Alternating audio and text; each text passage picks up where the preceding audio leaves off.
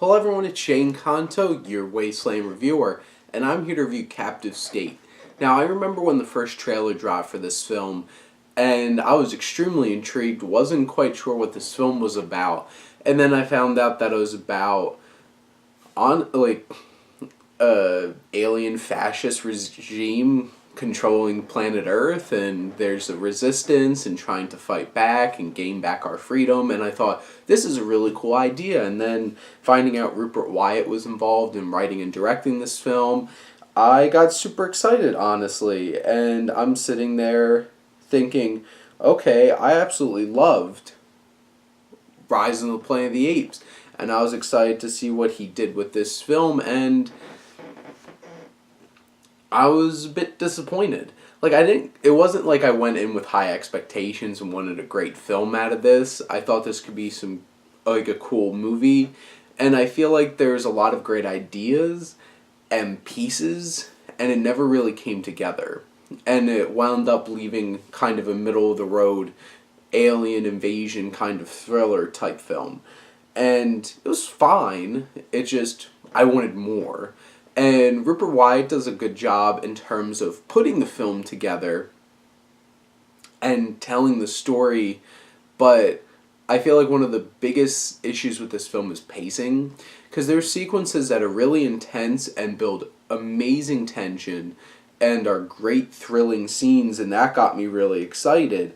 And especially like the opening sequence of this film is intriguing, it grabs your attention, and then it's just like, blah.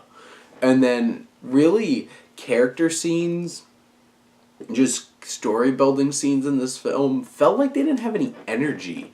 It felt like this is just, let's just go and get through these parts, and then boom, thrilling tension, thriller pieces to the film come in, and they start getting your attention again.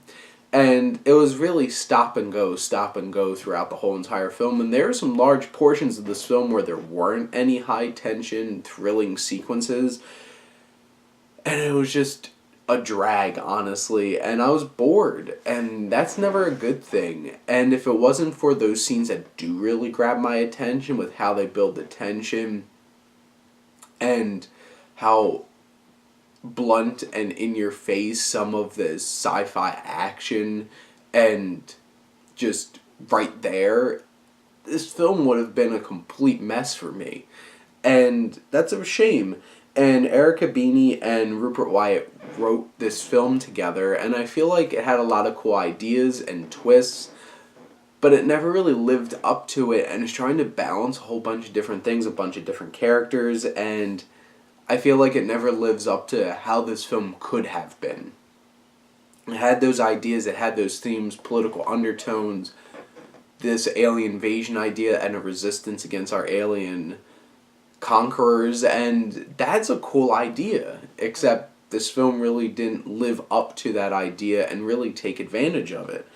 And that I felt like that was a shame. In terms of a technical aspect, Rob Simonson, who does the score for this film, I thought the score was great. And I think it really, really worked for this film, creating an atmosphere and being a distinct feel to the film. And then Alex Dizanoff, who does the cinematography for this film, I thought this visually had a great feel to it, a great aesthetic.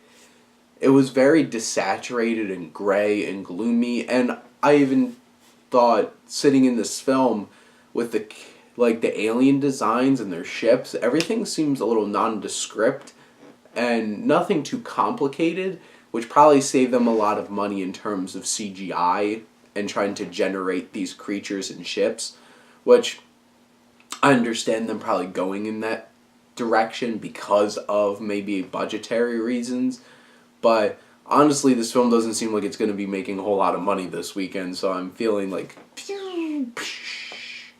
unless it makes a bunch of money overseas, which for its sake, I hope it does, because it's really not making the money here, and I imagine like this isn't a tiny budget. I can see that they probably did character designs in a certain way so that they could keep the budget a little bit to the chest, but honestly, it's still a special effects driven alien movie, and it has those costs to it. But in terms of the performances, John Goodman is John Goodman. I don't think I've ever seen him bad in a film. He really just owns things on screen. Ashton Sanders, who is in Moonlight, I thought was a bit hit or miss. There were some scenes where he just seemed overly angsty and to the point of annoying, and I don't think his character was supposed to be annoying. He just came off as annoying, and that's not a good thing. Vera Farmiga pops up in this, does a fine job. Kevin Dunn pops up in this. Jonathan Majors, who plays Ashton Sanders' brother, he's intense, does a good job.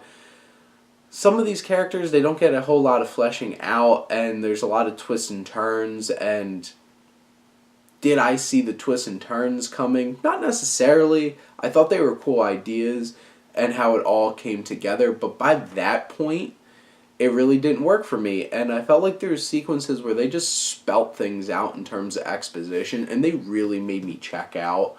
I don't need you to explain the whole entire plot that's been going on just for me at the end of the movie, and that really bothers me, and it didn't really work for me. And this film has its moments, then drags along until it has another one of those moments.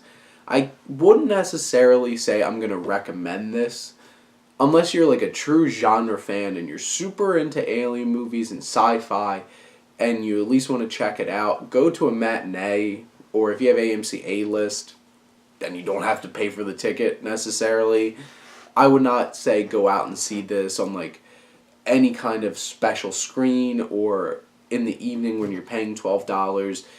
If you're going to check this out in theater, try for a matinee. Otherwise, wait for streaming, honestly, if you really want to check it out. But it does have its moments. It does have its positives.